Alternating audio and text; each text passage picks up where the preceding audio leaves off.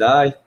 Mas uma coisa assim, que eu acho interessante é que para esse ciclo ainda é bem limitada essa questão do trilema, né?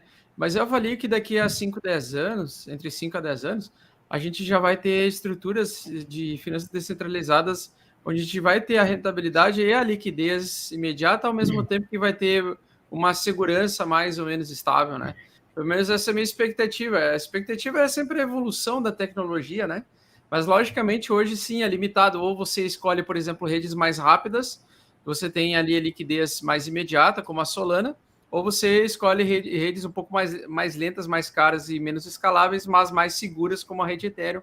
Também tem a base de confiança muito maior do que os outros ativos, porque ela tem mais tempo de vida, mais tempo de existência, e tem protocolos aí que surgiram. Até porque todos os protocolos que surgiram nessas outras DeFi, desses outros ecossistemas mais rápidos, elas são todas cópias, né, descaradas de coisas que funcionaram na rede Ethereum. Então, sempre lá tem um protocolo que imita a Aave, aí tem outro protocolo que imita a YFI, aí tem outro protocolo que imita a Compound, aí é sempre assim, né, cara? Não, e uma outra coisa que é interessante a gente ressaltar também é que praticamente todas as redes que existem aí paralelas, fora a rede Ethereum de contratos inteligentes, elas utilizam e têm compatibilidade com a EVM, que é a Ethereum Virtual Machine.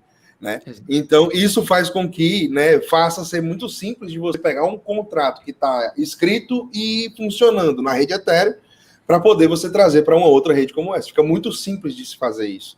Né? Então, esse tipo de padrão também foi estabelecido através do Ethereum. Então, esse tipo de coisa também é uma coisa que traz, assim, vamos dizer, como é que se diz? Assim, uma credibilidade também para a rede em si, né?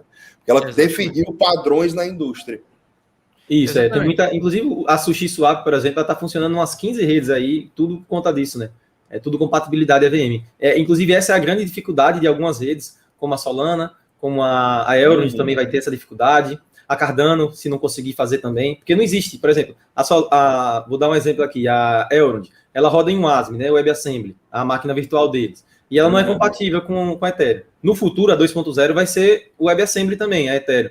Só que não existe compilador. Então, o cara, ele não pode... O cara, quando vai criar um DeFi na Polygon, ele copia e cola da Ethereum. Quando o cara vai criar um na Elrond, ele não pode copiar e colar. Ele tem que criar do zero. Ele tem que... Escrever tudo. Isso. É como se fosse assim, para o pessoal entender aí numa linguagem mais acessível.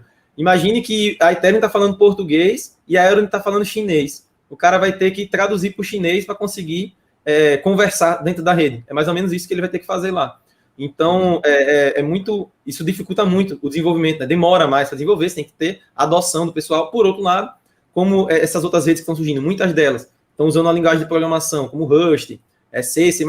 A Algorand, por exemplo, está usando a Python, né? Apesar da Algorand, para mim, na minha opinião, a Algorand é uma porcaria, mas...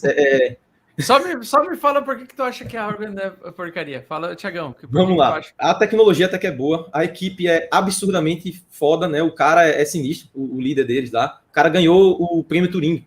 O cara é tipo o Nobel da ciência da computação. O cara é simplesmente fantástico, no nível dele. Só que o cara fez uma rede que ele disse que resolveu o trilema e não resolveu nada. Ela é centralizada, e relativamente centralizada. E também, pior, na minha opinião, o pior que eles fazem é o caminho, a visão que o projeto está levando. Eles estão, por exemplo, vou dar uma coisa que eles imagina que nem a Polkadot, né, que tem lá as parachains e tudo mais. Eles têm a Algorand, que é como se fosse a base lá, e eles podem ter várias redes privadas, certo? E aí, só que o consenso que está por trás dessas redes privadas é o da Algorand, só que são redes privadas, né? Só quem tem acesso é a empresa ou o governo que vai utilizar. E aí a Algorand, ela está muito focada em duas coisas que me deixou bastante pessimista. Uma, CBDCs, né? Então ela está conversando muito com o governo para lançar CBDCs. Só isso aí já é um motivo para eu nunca comprar Algorand na minha vida. E o segundo motivo seria que eles fizeram agora na Colômbia o primeiro rastreador de vacinação em blockchain. Então você imagina aí que fizeram um passaporte, né? Basicamente é isso. Então quem não se vacinou vai virar refém do Estado, o seu direito de ir e vir vai ser tolhido. Basicamente isso. Então eu não consigo apoiar uma rede que faz essas duas coisas. Por mais que a tecnologia seja interessante, eles estejam tentando buscar uma descentralização, apesar de a tokenomia dela foi horrorosa também, a forma que foi distribuído os tokens, coisa assim, bizarra mesmo. Eu estudei ela essa semana. Cara, é uma coisa assim, eu não entendi nada que os caras fizeram ali, mas é um atropelo por trás do outro. Então, assim, conhecimento técnico dos caras, beleza, mas a visão deles de projeto é muito distorcida, na minha opinião, principalmente para quem está aqui no meio de criptomoedas, que tem um pensamento mais libertário. Você vê um negócio daquele, não tem como eu não criticar. Não há motivos para trocar assim, por Algorand, por exemplo. Isso. É a mesma lógica de você investir no XRP. Então, quem quer investir nesse tipo de projeto, invista. Eu não vou botar um centavo nunca. Nem fudendo. Aí sim. Exatamente.